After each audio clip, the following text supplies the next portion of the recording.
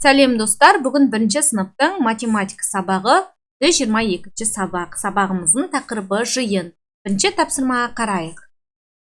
Әлия мен Сырымға бөлмелеріндегі заттарды жинастыруға көмектес. Қайсысын қайда жинауға болады? Балалардың әрбір сөреге жинағанын бір сөзбен қалай атауға болады? Онда ыдыстың суреті бар ма? Бірінші тауық тұр, тауық ойыншығын, оны мына жердегі жоғарыдағы екінші сөреге жинаймыз.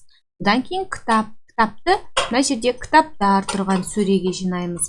Машинаны машиналар тұрған сөреге, допты доптар тұрған сөреге, құрастырғышты конструкторлар тұрған сөреге, кітапты кітаптарға және машинаны машиналардың жанына апарып қоямыз. Енді былай дейді, мұнда ыдыстың суреті бар ма? Бұл жерде ыдыстың суреті жоқ. Біздерде мынадай сұрақ бар екен. Балалардың әрбір сөреге жинағанын қалай атауға болады? Мына біріншіде машиналар тұр. Машиналар. Екінші кітаптар.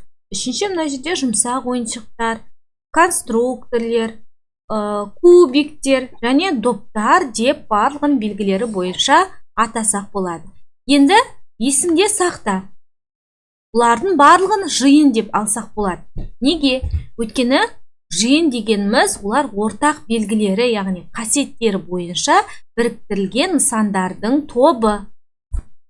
Жиынды құруға қатысқан нысандарды оның элементтері деп атайды. Жиынның бірде-бір элементі болмаса, оны бос жиын деп атайды.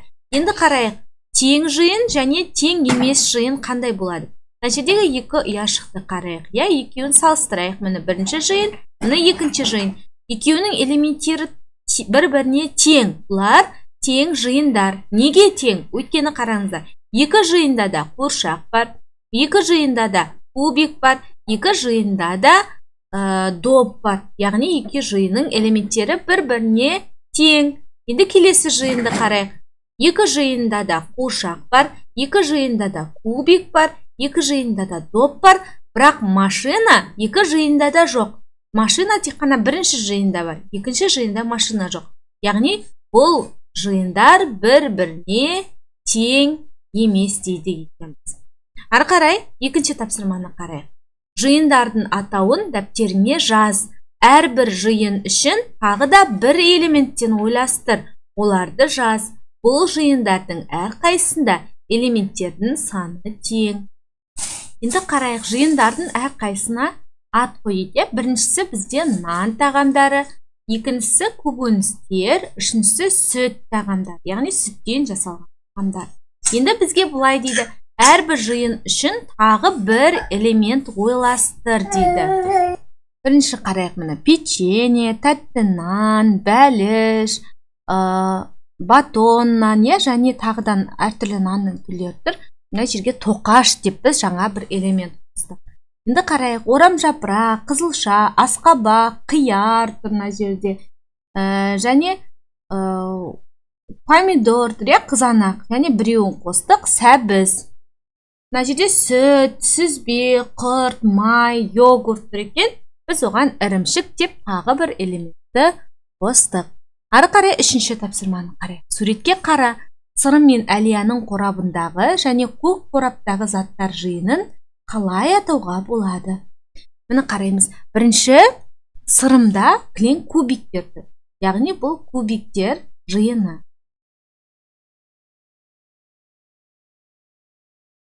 Ал Әлияда доптар тұр. Яғни бұлар доптар жиыны. Ал мына жерде көк қорапты қараңыздар, бұл жерде әртүрлі ойыншықтар тұр. Бұны бір сөзбен ойыншықтар жиыны дейміз.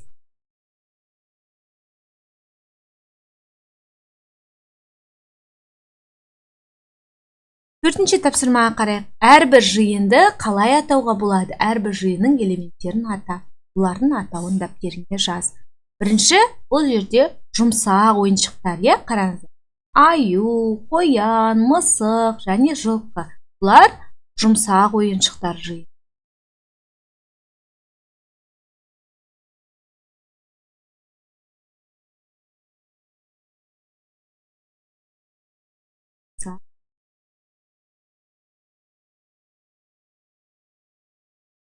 Енді қараңыздар, кітап, сызғыш, қалам, қарындаш, дәптер. Яғни бұлар оқу құралдары жиын.